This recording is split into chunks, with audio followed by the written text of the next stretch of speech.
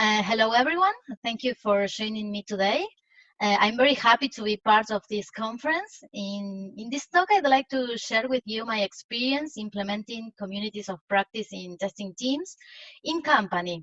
I saw that some of you answer in Slack that are participating in some communities intercompany, that is with people from different companies, but I'd like to talk about what happens if we implement communities inside our company. So in order to do this, we are going to talk about what communities of practices are, how did we implement them, which results we got and how we measure them. And finally, I will share with you some lessons that we have learned and some challenges that we still have because it could be useful if you want to implement them. And at the end, of course, there will be time if you have some comments or questions. But before starting, I'd like to introduce myself. I'm from Buenos Aires, Argentina. I'm a system engineer and a psychologist. I have a certification in rational functional tester. I have been working for testing in testing and quality for more than 14 years. I'm founder of Boundless. There is a company that provides testing services, and Argent Testing. There is the first Argentinian Congress about testing. This year is the 4th edition. The call for paper is open, so only for 2 weeks more. So if you are very welcome to make your proposals. And finally, I have a YouTube channel where I upload short videos about testing and quality. Most of them are in Spanish, sorry, but some of them are in English or have subtitles. Okay, let's start. In this part, you can see the context in which we implemented communities of practice. Those were our main problems. If you are working in a consulting company, I'm sure you have experienced at least one of them. We had different testing teams working on different projects. Each team used to have the same problems, and each team spent time to find a solution that is not shared with the rest of the teams. So we have two problems here. First, we used to have a lot of teams trying to solve the same problems at the same time. And second, learning is limited just to the team that had found the solution. Another problem is that it was very common that testers didn't know each other. Maybe they met in the company's hall and they didn't know that they do the same task or have similar interests or similar problems. The following problem is when you have different testing teams and each team provide the service with different level of quality. This shouldn't happen because the client who received the service are hiring the same provider. In addition to these problems that were related to teams, we found out some other problems. We were reactive to customers' needs instead of being proactive. Sometimes a customer asked for a new service that we didn't provide, for example, security testing, and we had to start learning about it, looking for tools, hiring a specialist, among other things. Another typical situation was the high employee turnover. I don't know how many testers have left your project in the last year. Maybe they change the project, but maybe they go to another company. And this is a big challenge because you have to hire new testers, introduce them to the company, present them to the project, teach them the methodology, and start all over again. And finally, we felt that the testing area in our company was stagnant. There were no improvements, no new clients, no new tools. We were not learning anything new. Okay, but all of these were the symptoms, not the root causes of the problems. So we applied different techniques to reach the root causes of the problems, and we found out that the problems with teams were because they work in isolation and there was a lack of interaction. And in consequence, the knowledge was held into the team that had found the solution or had developed something new. Being reactive to customers' needs and the stagnation of the specialty could be because we were not innovating in our testing services offering. Providing unequal services was probably because we didn't have a unified process to apply in every project. And the worst part of the employee turnover is all the knowledge and experience that we lose when people decide to leave the company. Even if the testers are still in our company, it will be a big mistake if we don't pay attention to the things that we are learning every day. So after doing this analysis, we share it with the manager uh, and with the managers in general, and we detected that all the managers had the same problems. They were not only happening in testing teams, but also with developers, with technical and functional analysts, and with the rest of the roles involved in software development. When the responsible of professional development of the company realized that, he suggested us to implement communities of practice. So we started to get informed about communities, and with his help, we designed a schema to implement communities of practice in company. Although we implemented several communities, I'm going to share with you my experience just about the testing community of practice. Okay, but what are communities of practice? Communities of practice are a group of people who share an area of concern, testing in this case, and who are worried about the problems of their specialty, feel passion for what they do, and that's why they meet each other to share knowledge, problems, and experiences to try to improve their specialty. So you may think that they are not a new concept.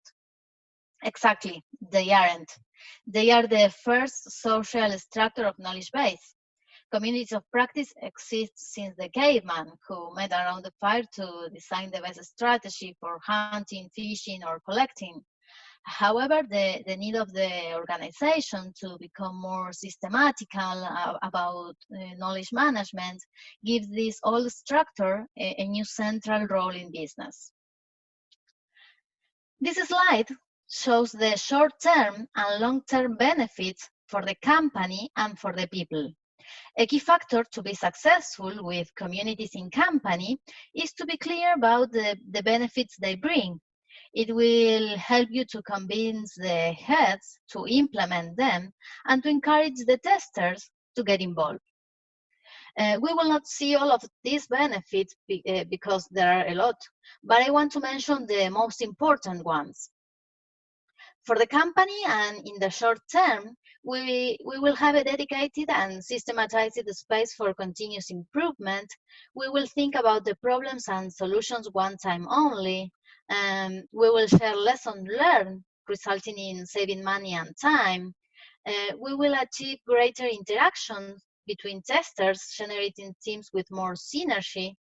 And in the long term, we will be willing to take more risk because we know that there is a community of testers who support us. Other benefit is that there will emerge initiatives that otherwise would not appear. For example, when we implemented this, one of the testers of the company suggested us an ISTQB study group. So we did it, and now we have more certified testers. And also, it will allow you to avoid differences in the way we do our task. It's a space to standardize the process, activities, tools, templates, so all the testers could offer the service more or less in the same way. And let's see the benefits for the tester. In the short term, it will be a space where they will feel safe because they know that they are not alone. All the testers will be enriched because the juniors will learn from the seniors and seniors will learn by teaching them. And also it's a space for recognition. It will also be a relaxed moment that they will share with colleagues and where they will be out of the project. And finally, it will let them to link individual initiatives, for example, the ISTQB study group, as I mentioned. And in the long term, I think that the most important benefit is that it will allow the tester to expand the network, their networks. So let's see, how did we implement these communities? All the testers of the company meet monthly. These meetings last 2 hours. In these meetings, we do different activities and we also share lunch. The activities could be solving a problem or having a discussion, a role-play session, crowd testing, peer review. Then I will tell you a little bit more about this. All the testers have the role of active members. That means that their assistance is mandatory, and all of them have to work on an improvement activity along the month. Anyone else who wants to participate will have the role of passive member. For example, a speaker who comes to teach something to us, or a functional analyst who wants to train himself or herself as a tester and want to know the problems we face. In order to, in addition to these 2-hour meetings, we hope that each tester could dedicate 2 more hours during the month to advance in the improvement activities they have assigned. There is a community of practice leader who organizes the meetings and the activities, and this leader is elected by vote by all of the members of the community, and its mandate lasts for 2 years. And as you can see in the bottom of the slide, there are different ways you can implement a community of practice.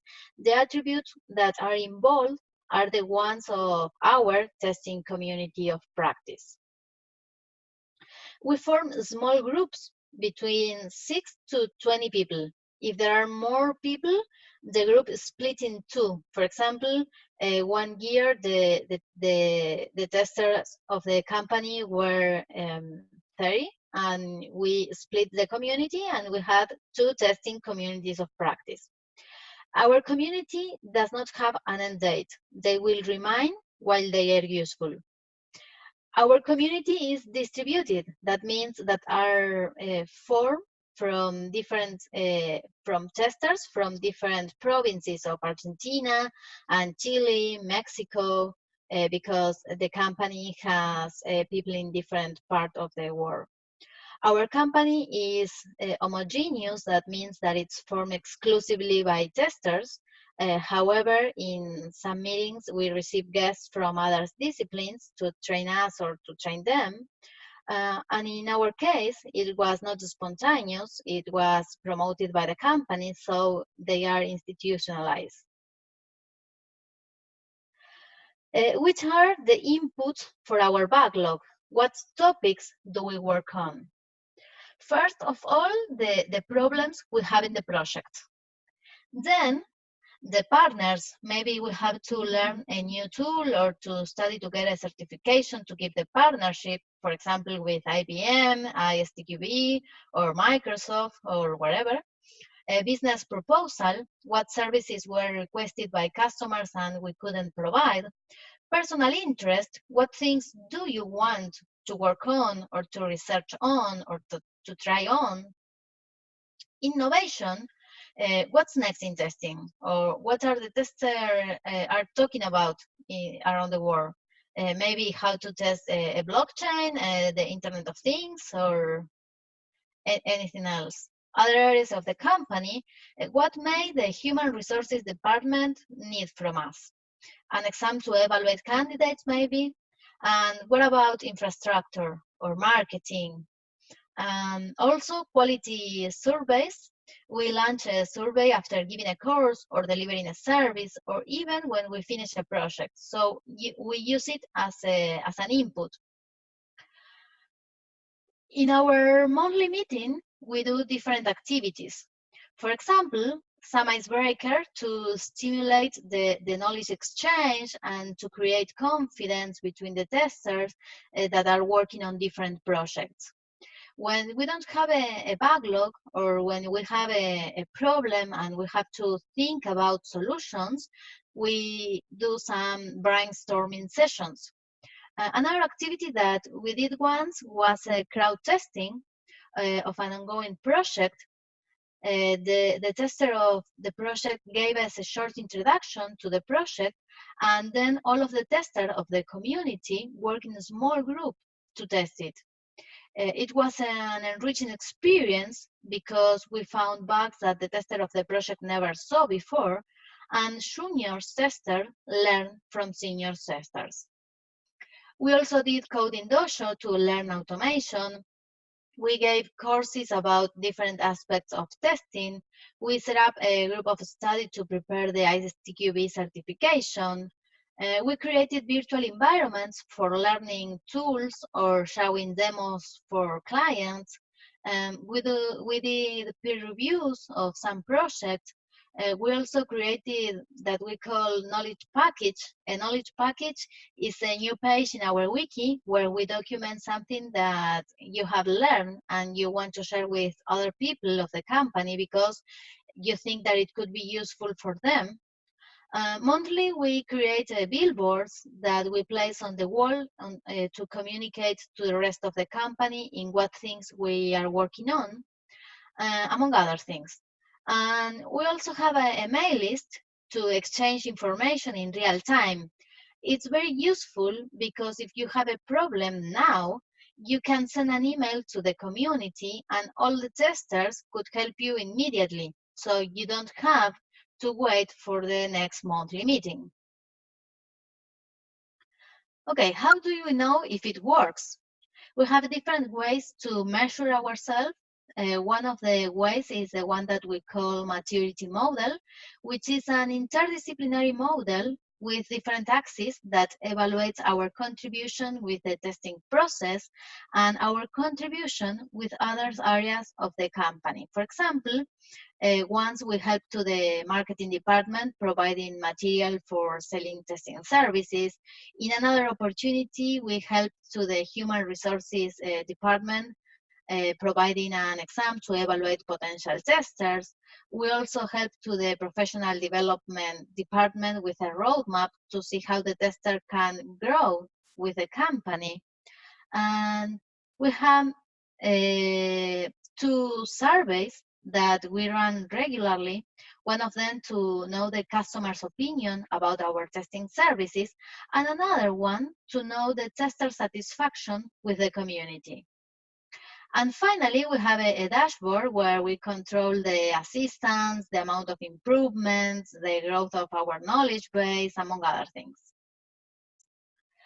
This is an example of our dashboard at the end of 2018. Each of these rows represents a community. The last one, let's see, the last one corresponds to the testing community. The second column is the name of the community leader. The following indicate if the plan is finished and if they have a designated vice leader and tool responsible. A tool responsible is a role that is in charge of tool and environment administration of the practice.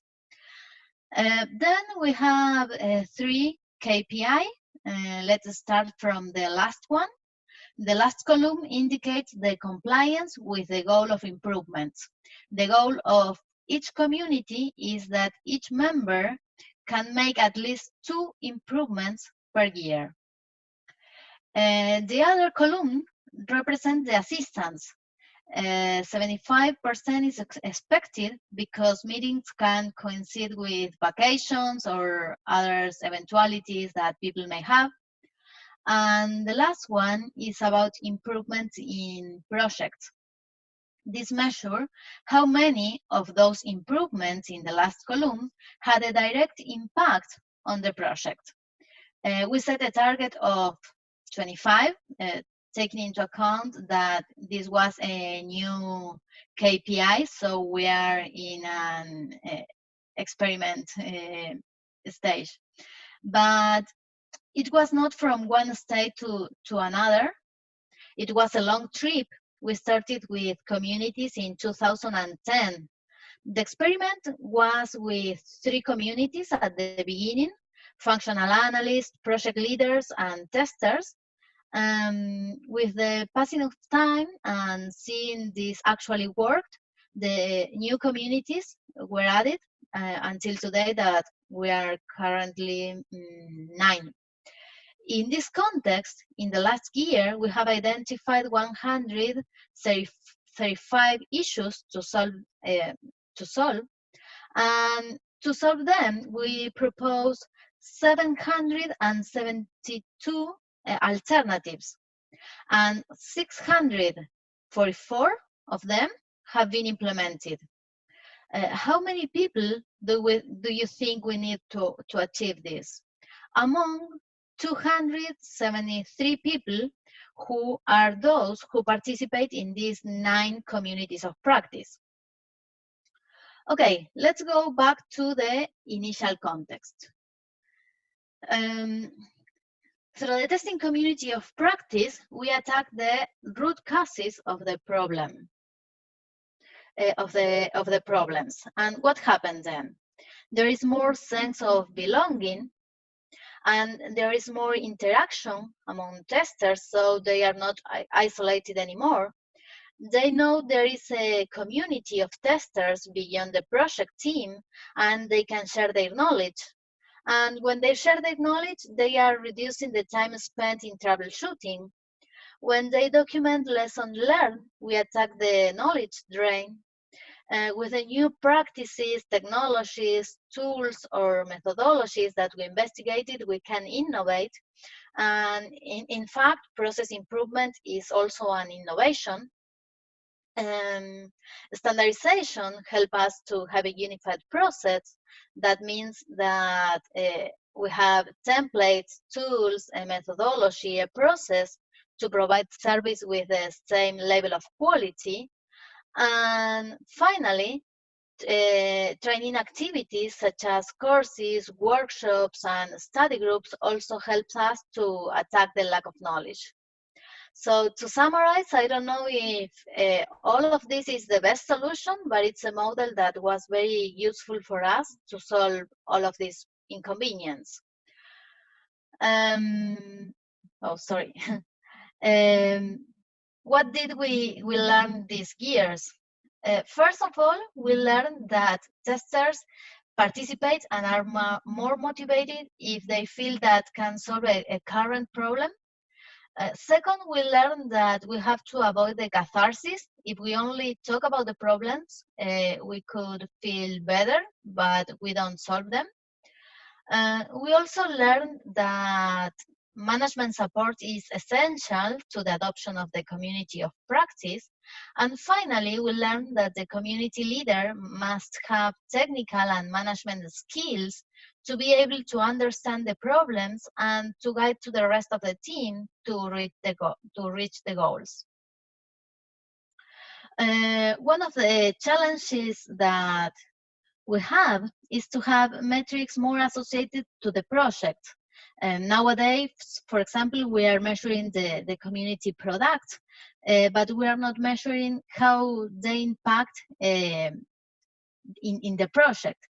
We also need metrics to know how much we use the content we generate. For example, we create a new template, but how many people use that template? We have to improve the communication and integration with people who participate remotely. And finally, we have to improve the way we manage the time. We have to think how testers could dedicate time to the community without affect the assignation they have to the project. Okay, if you want to read more, I totally recommend you to read this book, Cultivating Communities of Practice, or you can participate in a community. You can find many in Meetup platform. Of course, you will find there are heterogeneous communities because there are communities that are formed by people from different communities. And okay, that brings me to the end of the presentation. I hope this information could be useful for you. I want to thank you all for joining me today. It was a really pleasure for me to share this information with you. And if you want to know more, or if you need help to implement the testing community of practice, of course, here you have my contact information.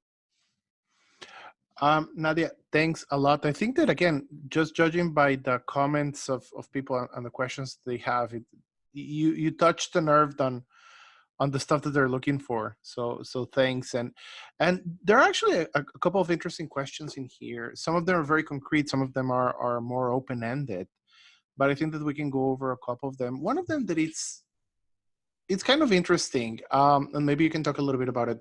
Would you recommend the QA leadership, even again the higher levels like managers or directors, to participate on these communities, or do you think that they might have the effect of making people more prone to keep it quiet or not participating enough? How do you think you can manage that? Yes, it's very interesting that happened when a manager comes. All of the people used to be quiet because the people don't want to shout their problems when there is a manager, because everything should be fine. So it's better when the leader of the community of practice is a tester, one of the tester of the community. So he's not or she is not an authority, but if a manager comes, it's not the same. Yeah, definitely. A question here. Wait. How do you ensure that the community is actually interesting for all the members? Meaning, maybe some of them will want to take part, maybe some of them will just want to go over. Do you have any tips on how to get, again, the people who are not very interested to still take part of the community, to participate on that? Okay, we have a plan for all the year, and that plan we make all together. So all the people in the community is involved in the plan. So we are going to work in initiatives that could be interesting for all of the members. But also, if, for example, if tomorrow we have to give a talk about testing, continuous testing, but not all of the members may be interested on that. We split the meeting in two, and those who want to go to the talk, they can go, and those who don't want to go, we can work on a different dynamic. Okay, and a follow-up on that, do you ever find some testers who just refuse to join or don't like the communities? And if so, what do you do with them? What's your response to them? Yes, of course, there are.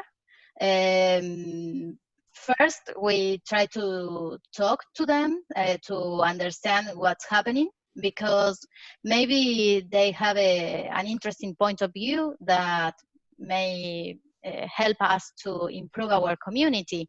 And sometimes they don't want to go just because they don't want. And okay, if they don't want, there is no problem. They will not participate. Okay. Moving to another question, and you talked a little bit about it, but maybe you can expand on that. With regards to communities where you have remote teams, okay? And you talk about your community also being remote in different countries, but maybe you have different languages, maybe you have different time zones, maybe you have different cultures even. Do you have any tips and tricks, suggestions for people who work? Again, we're in a global market where you're in Argentina, I'm in Israel, and we have people from Melbourne all the way to Alaska here. What tips would you give someone who's working on a multicultural community of sorts? Okay. Fortunately, our people who participate remotely, all of them speak Spanish, so it's a good point. But it's true that you said about cultural issues and about the time.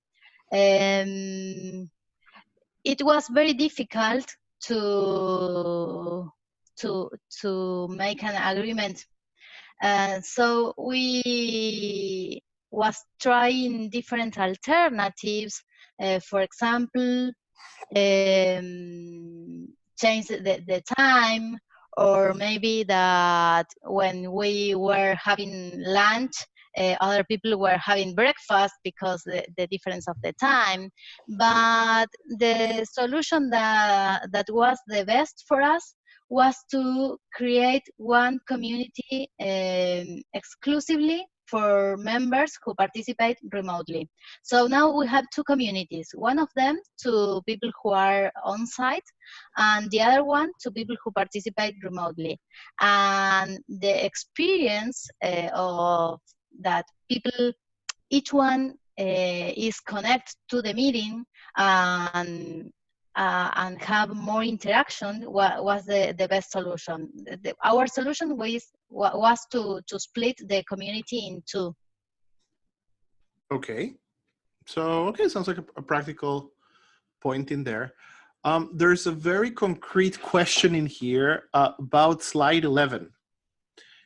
It says here that you had on slide 11 a point around role playing. I guess that is a technique. If you could expand a little bit more on how to use role playing in communities.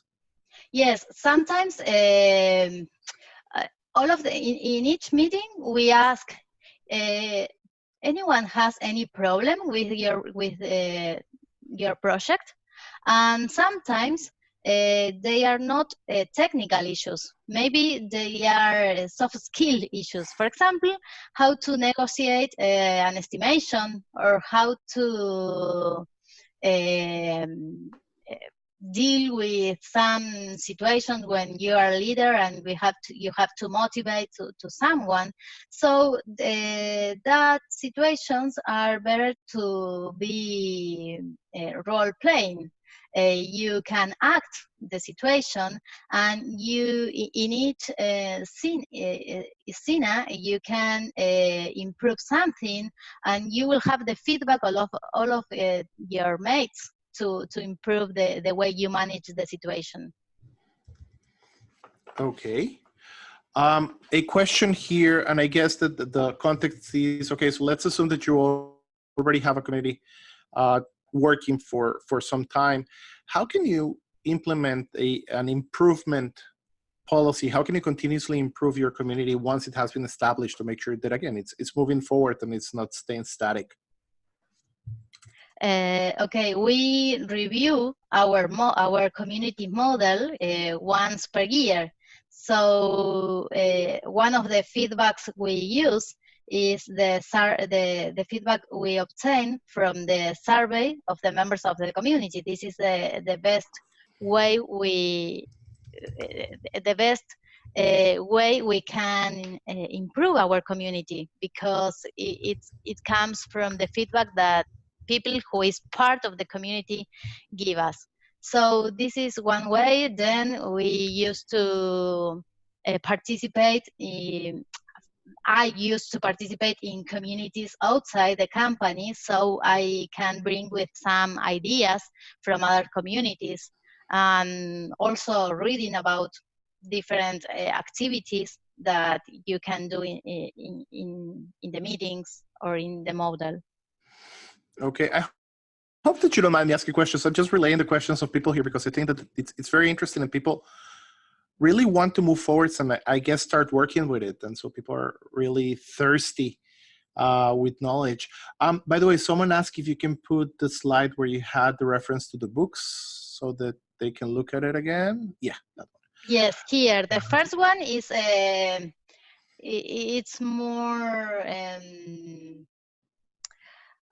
has stories, has example of implementation about communities. And the second one, it's very interesting because it has a lot of dynamics that you can do in your teams. So you say, okay, I had a problem with motivation. Okay, and here you can find a lot of activities to improve the motivation. I have problems with participation. Okay, and here you have a lot of activities to improve the participation. Okay. Cool. There's a question here that it's both on Slack and on the chat. Do you have any tools that you actually use to bring the community together and to participate and collaborate? Anything that you have used and that you like? Okay, we use Slack. We also for exchanging information or having some talks. Then we use Skype for Business, but it's the same if you can use, I don't know, Hangouts or whatever to get communicated in the meetings with people if there is someone who participates remotely. And also we have our own system to put the information that you can see in the dashboards. It's in our systems. And we also can use some other tools. For example, in the last community, we use Kahoot just to have fun and to implement something new. Well, my kids use Kahoots, but they're a little bit younger than that, so I guess that that may explain it. How frequently do you recommend meetings to be carried on? Do you have like a rules of thumb, not too much, not too little? How do you work with that? We used to meet monthly, the same day of the week. For example, the first Wednesday of each month, we meet because it lets the people to know when will be each meeting along the year. We try to increase the frequency, but it was not a good decision. So we moved back to once per month. Okay, another question regarding time. How much time do you need to give a community of practice in order to start bringing results? Meaning, are we talking about a year, months? How much should you give them before you start asking for concrete results out of it? Okay, let's go back to this slide. Let's see, the first year we implemented a community. It was in 2010. In that year, we identified 134 topics to work on, and we implemented 134 improvements in 3 communities. Okay, suppose that in only one community it could be, I don't know, 40, but it's a lot of improvements in 1 year, in the first year. Okay, so you said it shouldn't take too much time. You should look for the low-hanging fruit basically, and start making sure that you can actually get it from there. Yes, we reached this goal with 4 hours per month per people. Okay. A question here, the question itself says, what range of people would participate in your communities? And maybe let me expand it a little bit. I guess that some people work in places where they have testers only. Many of us work in places where we have agile teams and testers, developers, product people. Should you limit communities to be, even for a testing community, to be only testers? Do you even would go out of your way to try to invite developers in the testing community? Do you think that there's value to being an homogeneous community versus having something more heterogeneous in place? I think that heterogeneous communities are very valuable, of course, but we don't have a lot of time to invest in this kind of initiatives, so we had to decide, and we choose the homogeneous, but it does not mean that we don't interact with other disciplines. So maybe we, for example,